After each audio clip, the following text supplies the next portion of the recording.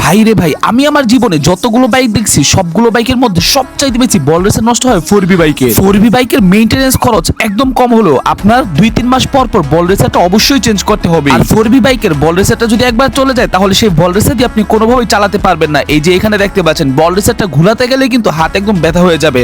তার জন্য বল রেসারটা আমি সম্পূর্ণ খুলে নিয়ে আগে বাইকটাকে সম্পূর্ণ ক্লিন করে নিলাম। কাস্টমার ভাই বলেছিল ভাই যেভাবে হোক আমার বল রেসারটা একদম আগের মতো সুন্দর করে দিবেন, যেন নতুন যেভাবে চালিয়েছিলাম সেভাবে যেন ঠিক সেই রকম হয়ে যায়। ভাইয়ের কথা অনুযায়ী আমি তাকে ভিডিও দেখায় সবকিছু দেখে আমি একদম নতুনের মতো করে দেওয়ার চেষ্টা করতেছি।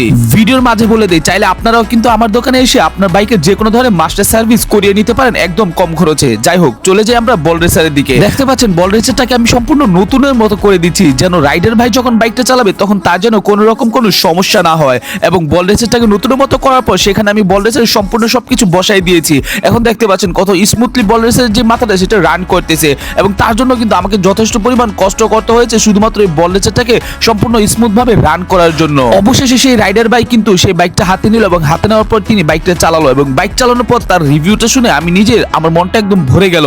কারণ একজন কাস্টমারকে যখন আমি সাপোর্ট দিই, যখন কাস্টমার খুশি হয় তখন আমার মনটা ভরে যায়। এবং ভাইয়ের কার্বোরেটর থেকে শুরু করে সবকিছুই কিন্তু মাস্টার সার্ভিস আমি আজকেই করে দিয়েছি। আপনারা যদি কেউ যান সার্ভিস করতে তাহলে কিন্তু আপনারা চলে আসতে পারবেন আমার এই শপে।